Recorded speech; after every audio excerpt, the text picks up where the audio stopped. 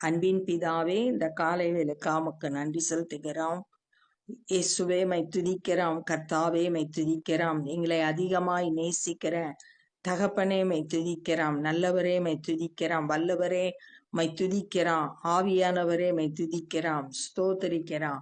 உம்முடைய வேதத்தை நேசிக்கிறவர்களுக்கு மிகுந்த சமாதானம் உண்டு, அவர்களுக்கு இடரல் இல்லை என்று சொல்லியிருக்கிறேன். உம்முடைய வார்த்தையின்படி நாங்க வேதத்தை நேசித்து வாசித்து உம்முடைய மெய்யான சமாதானத்தை பெற்றுக்கொள்ள கிருபை செய்யுங்க. இந்த நாளில் வேத தியானத்தை எங்களுக்கு ஆசீர்வதித்து தாங்க. நீங்க எங்க கூட பேசுங்க. நேசிக்கிற இயேசு கிறிஸ்துவின் இனிய நாமத்தில் கேட்கிறோம் பிதாவே, ஆமென். இந்த நாள்ல நம்ம அப்போஸ்தலர் நடவடிக்கைகளை தியானிக்க போறோம். இது லூக்கா எழுதின புஸ்தகம். லூக்கா ஒரு மருத்துவர். அவர் எழுதின புஸ்தகம் இது. இதுல மொதல் 2 அதிகாரத்துல உயிர்த்தெழுந்த இயேசு கிறிஸ்துவை பத்தியும் பரிசுத்த ஆவியானுடைய வல்லமையினால் நிரப்பப்படுகிறதையும் படிக்கிறோம். 3-8 வரைக்கும் பேதுரு யோவான் செய்த ஊழியங்களை குறித்து அறிந்து கொள்றோம். 9-12 வரைக்கும் சவுல் பவுலா மனம் திரும்புறத பகுதியை வாசிக்கிறோம். 13-15 வரைக்கும் பவுலும் பர்னபாவும் இணைந்து செய்த ஊழியங்கள் சொல்லப்பட்டிருக்கு. 16-20 வரைக்கும் பவுலும் ஷீலாவும் இணைந்து செய்கிற ஊழியத்தை படித்து கொள்றோம். 21-28 வரைக்கும் பவுலை குறித்து விசாரணை நடக்கிறது, அதை பற்றி விசாரணை செய்கிறத பார்க்குறோம். இந்த இந்த அப்போஸ்தல நடவடிக்கைகள் முழுவதும் பவுலோட ஊழியங்களை குறித்து அநேக காரியங்களை நம்ம கற்றுக்கொள்ள முடியும். ஆனா லூக்கா புஸ்தகத்துல இயேசு கிறிஸ்து என்ன செய்தார், அவருடைய ஊழியம் என்ன அப்படின்றது, இயேசு கிறிஸ்துவோட வாழ்க்கை வரலாற அந்த புஸ்தகத்துல அறிந்து கொள்ளலாம். தியோபெலுவே, இயேசுவானவர் தாம் தெரிந்து கொண்ட அப்போஸ்தலருக்கு பரிசுத்த ஆவியினாலே கட்டளையிட்ட பின்பு. தியோபெலு அப்படின்றவருக்கு இந்த நடவடிக்கைகளை எழுதுறாரு. அந்த லூக்காவும் அந்த தியோபெலுவே அப்படின்னு சொல்லிட்டு அங்கேயும் வர்றத நம்ம வாசிக்கலாம். அவருக்கு இந்த ஆதி அப்போஸ்தலர் காலத்துல இருந்த சபையோட வளர்ச்சியை குறித்தும் பேதுரு யோவான் சீஷர்களோட ஊழியங்களை குறித்தும் பவுலோட ஊழியத்தை குறித்தும் எழுதுறார். தாம் தெரிந்து கொண்ட அப்போஸ்தலருக்கு இயேசு கிறிஸ்து 12 சீஷர்களை தெரிந்து கொண்டார். அந்த அப்போஸ்தலர்களுக்கு பரிசுத்த ஆவியினாலே கட்டளையிட்ட பின்பு என்ன செய்யும்படியா அவர் இயேசு கிறிஸ்து சீஷர்களுக்கு கட்டளை கொடுக்கிறார் பரிசுத்த ஆவியினாலே. அதை கட்டளை கொடுத்த பின்பு அதுக்கப்புறம் அவர் எடுத்துக்கொள்ளப்பட்ட நாள் வரைக்கும் செய்யவும் உபதேசிக்கவும் தொடங்கின எல்லாவற்றையும் குறித்து முதலாம் பிரபந்தத்தை உண்டு பண்ணினேன். முதலாம் பிரபந்தம், முதல் கடிதத்துல என்னெல்லாம் இயேசு செய்தாரு, என்னெல்லாம் உபதேசம் பண்ணினாரு, இது எல்லாத்தையும் முதல் கடிதமாகிய லூக்கா புஸ்தகத்துல எல்லா காரியமும் இயேசு கிறிஸ்துவோட வாழ்க்கை வரலாறு முழுவதும் சொல்லப்பட்டிருக்கு. அவர் பாடுபட்ட பின்பு 40 நாள் அளவும் அப்போஸ்தலருக்கு தரிசனமாகி மரித்து உயிர்த்தெழுந்த பின்பு 40 நாள் அளவும் அப்போஸ்தலர்களுக்கு தரிசனமாறார்.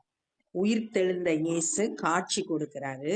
தேவனுடைய ராஜ்யத்துக்குரியவைகளை அவர்களுடனே பேசி, தேவனுடைய ராஜ்யத்தை குறித்து இந்த சீஷர்களோடு அப்போஸ்தலர்களோடு பேசி அநேக தெளிவான திருஷ்டாந்தங்களினாலே அவர்களுக்கு தம்மை உயிரோடு இருக்கிறவராக காண்பித்தார்.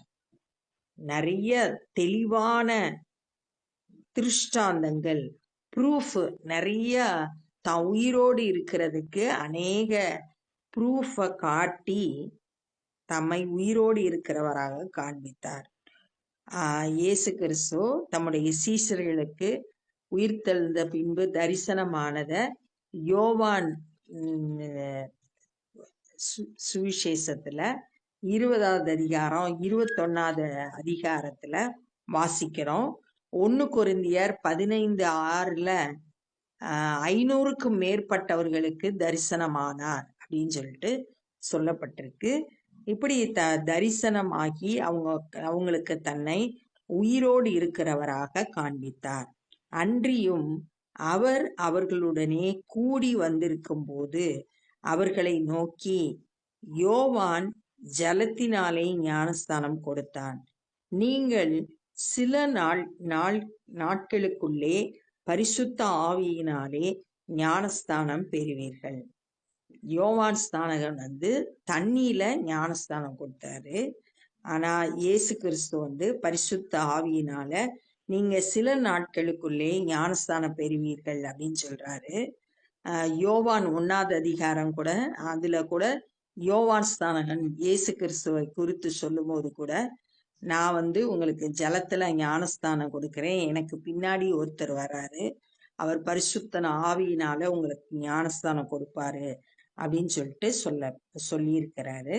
அதைத்தான் இங்க பரிசுத்த ஆவியினாலே சில நாட்களுக்குள்ளே ஞானஸ்தானம் பெறுவீர்கள். யோவான் 14வது அதிகாரம் 16-17 நான் போறது உங்களுக்கு நல்லது, நான் போய் பிதாவினிடத்துல வேண்டிக் கொள்ளுவேன், அப்போ வேறொரு தேற்றரவாளனை அவர் உங்களுக்கு அனுப்புவாரு, அந்த சத்திய ஆவியானவர் சகல சத்தியத்துக்குள்ளும் உங்களை போதித்து நடத்துவார் அப்படின்னு சொல்லப்பட்டிருக்கு. யோவான் 16-13 நான் உங்களுக்கு சொல்றதெல்லாம் பரிசுத்த ஆவியானவர் நினைப்பூட்டுவார், இனி என்ன நடக்க போகுது அப்படின்றதையும் பரிசுத்த ஆவியானவர் உங்களுக்கு சொல்லுவார் அப்படின்னு சொல்லிட்டு சொல்லப்பட்டத வாசிக்கிறோம். அப்ப சீஷர்களை பார்த்து, நீங்க சில காலத்துக்குள்ள பரிசுத்த ஆவியினால ஞானஸ்தானம் பெறுவீர்கள் அப்படின்னு சொல்றார். ஆகையால் நீங்கள் எருசலேமை விட்டு போகாமல் என்னிடத்தில் கேள்விப்பட்ட பிதாவின் வாக்குத்தத்தம் நிறைவேற காத்திருங்கள் என்று கட்டளையிட்டார். அதனால நீங்க எருசலேமை விட்டு போகக்கூடாது, நான் உங்களுக்கு சொன்ன பிதா பண்ணின வாக்குத்தத்தம் நிறைவேற காத்திருங்கள். லூக்கா 24வது அதிகாரம் 49வது பிதா என்ன வாக்கு பண்ணினார் அப்படின்னு சொல்லிட்டு சொல்லப்பட்டிருக்கு. என் பிதா வாக்குத்தத்தம் பண்ணினதை இதோ நான் உங்களுக்கு அனுப்புகிறேன், நீங்களோ உன்னதத்திலிருந்து வரும் பலத்தினால் தரிப்பிக்கப்படும் வரைக்கும் எருசலேம் நகரத்திலே இருங்கள். உன்னதத்திலிருந்து வரும் பலனால் அப்படின்றது பரலோகத்திலிருந்து பிதாவினால அனுப்பப்படுகிற பரிசுத்த ஆவியானவரை குறித்து சொல்லப்பட்டிருக்கு. அதுல பரிசுத்த ஆவியை பெற்றுக்கொள்ளும்படி வரை எருசலேமில் காத்திருங்கள் அப்படின்னு சொல்லிட்டு கட்டளையிடப்பட்டிருக்கு. அந்த கட்டளையிட்டார். அப்பொழுது கூடி வந்திருந்தவர்கள் அவரை நோக்கி, கூடி வந்திருந்தவர்கள் அப்படின்றது சீஷர்கள், அப்போஸ்தலர்கள் அங்க கூடி வந்திருந்தாங்க. அவங்க, ஆண்டவரே இக்காலத்திலா ராஜ்யத்தை இஸ்ரவேலுக்கு திரும்ப கொடுப்பீர் என்று கேட்டார்கள். அவங்க நம்பி இருந்தாங்க, இயேசு ராஜா, அவர் தங்களை ரோம ஆட்சியிலிருந்து விடுதலை வாங்கி தருவாரு அப்படின்னு சொல்லிட்டு நம்பி இருந்தாங்க. அதனாலதான் கேக்குறாங்க, இப்பதான் நீங்க ராஜ்யத்தை திரும்ப எங்களுக்கு கொடுப்பீங்களா அப்படின்னு கேட்டாங்க. அதற்கு அவர், பிதாவானவர் தம்முடைய ஆதீனத்திலே வைத்திருக்கிற காலங்களையும் வேலைகளையும் அறிகிறது உங்களுக்கு அடுத்ததல்ல, பிதாவானவர் என்னெல்லாம் செய்யணும் அப்படின்னு சொல்லிட்டு அவர் குறித்திருக்கிற காலத்தையும் வேலையையும் நீங்க அறிகிறது உங்களுக்கு அடுத்தது கிடையாது. அவர் தம்முடைய சித்தத்தின்படி எல்லா காரியத்தையும் செயல்படுத்துவார் அப்படின்னு சொல்லிட்டு சொல்றத பார்க்கிறோம். பரிசுத்த ஆவி உங்களிடத்தில் வரும்போது நீங்கள் பலன் அடைந்து, பரிசுத்த ஆவியினால ஞானஸ்தானம் பெறுவீர்கள் 4வது வசனத்துல நம்ம பார்த்தோம். அந்த பரிசுத்த ஆவியானவர் உங்களிடத்தில் வரும்போது நீங்கள் பலன் அடைந்து, முதலாவது பரிசுத்த ஆவியானவர் நமக்குள்ள வரும்போது பலன் அடைகிறோம். பலனை கொடுக்கிறார், ஸ்ட்ரென்த் கொடுக்கிறார்.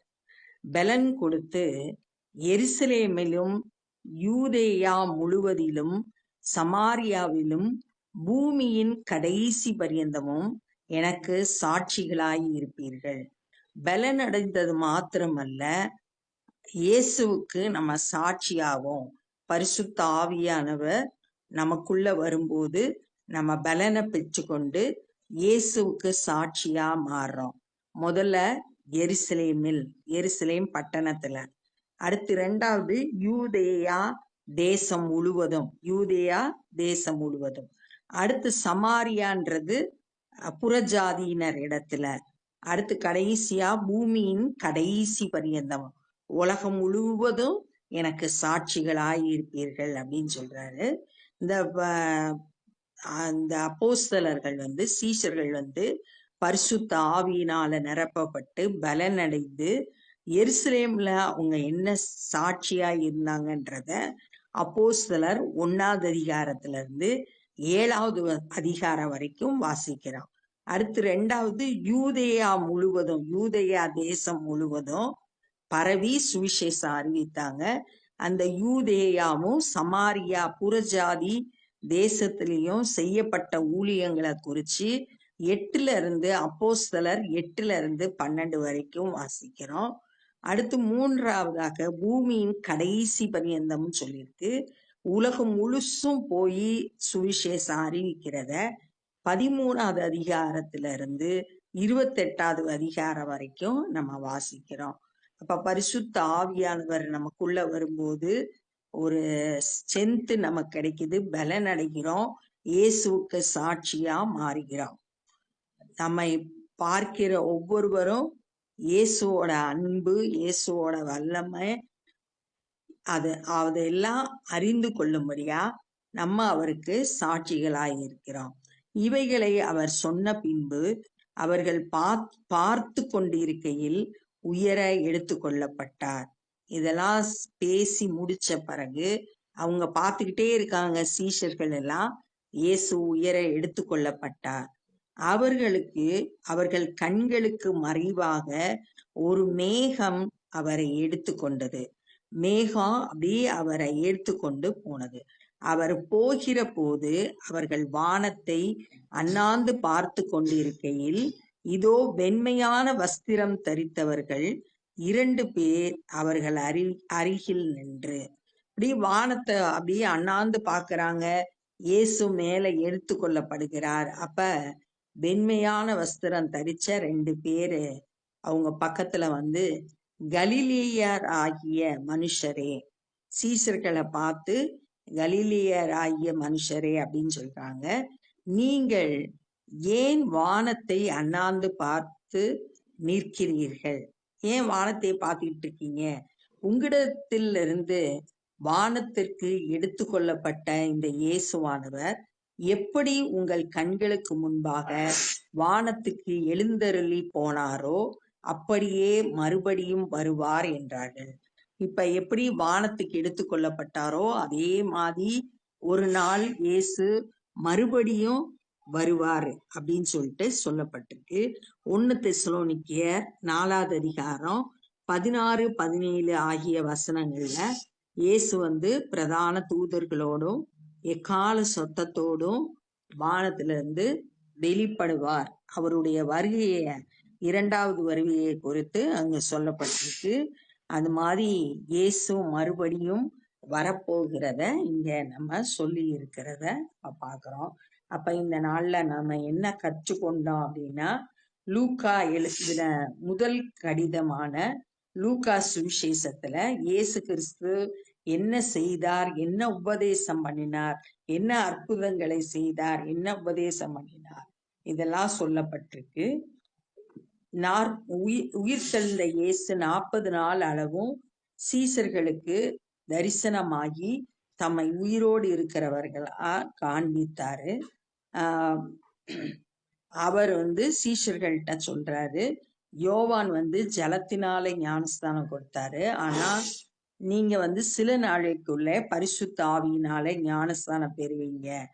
அதனால நீங்க எருசலேம்ல பிதா சொன்ன அந்த வாக்குத்தத்தம் நிறைவேறும்படி காத்திருங்கள் அப்படின்னு சொன்னாரு. உடனே சீஷர்கள் கேக்குறாங்க, இஸ்ரவேல் ராஜ்யத்துக்கு இந்த இஸ்ரவேல் தேசத்தை திரும்ப உம்முடைய ஜனத்துக்கு கொடுக்க போறீங்களா அப்படின்னு சொல்லிட்டு கேக்குறாங்க.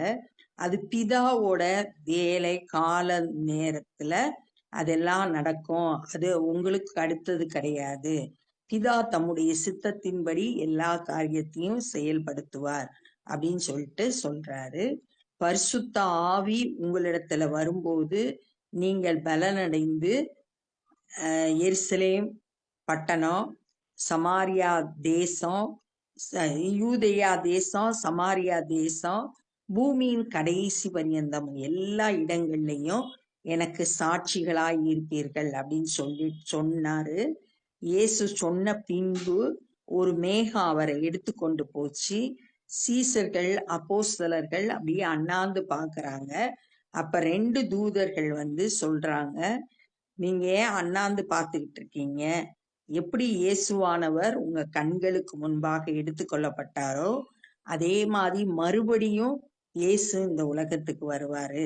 இயேசுவோட 2வது வருகையை குறித்து அங்க சொல்றத இந்த நாள்ல நம்ம தியானிச்சோம். இப்ப நம்ம ஜெபம் பண்ண போறோம். அன்பின் பிதாவே, இந்த நாள்ல நாங்க கற்றுக்கொண்ட அந்த வேத பகுதிக்காய் நன்றி செலுத்துகிறோம்.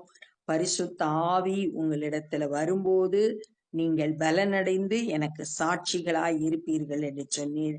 ஆண்டவரே, ஒவ்வொரு நாளும் பரிசுத்த ஆவியினால நிரப்பப்பட்டவர்களாய் உம்மிடத்திலிருந்து பலனை பெற்றுக்கொண்டு உமக்கு சாட்சிகளாய் வாழ எங்களுக்கு உதவி செய்யுங்க. ஆண்டவரே, உம்முடைய வருகை மிகவும் சமீபம். அதற்கு நாங்கள் ஆயத்தப்பட்டவர்களாய் உம்மை எதிர்கொள்கிறவர்களாய் காணப்பட கிருபை செய்யுங்க. இந்த நாள்ல சுவிசேஷ பணியை செய்கிறவர்களை கரத்தில் எடுத்து பயன்படுத்துங்க. அநேகர் உம்மை விசுவாசித்து ரட்சிக்கப்பட கிருபை தாரும்.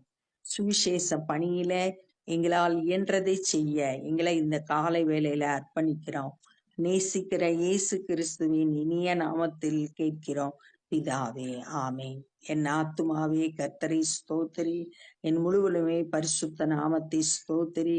என் ஆத்துமாவே கர்த்தரை ஸ்தோத்திரி, கர்த்தர் செய்த சகல உபகாரங்களை மறவாதே.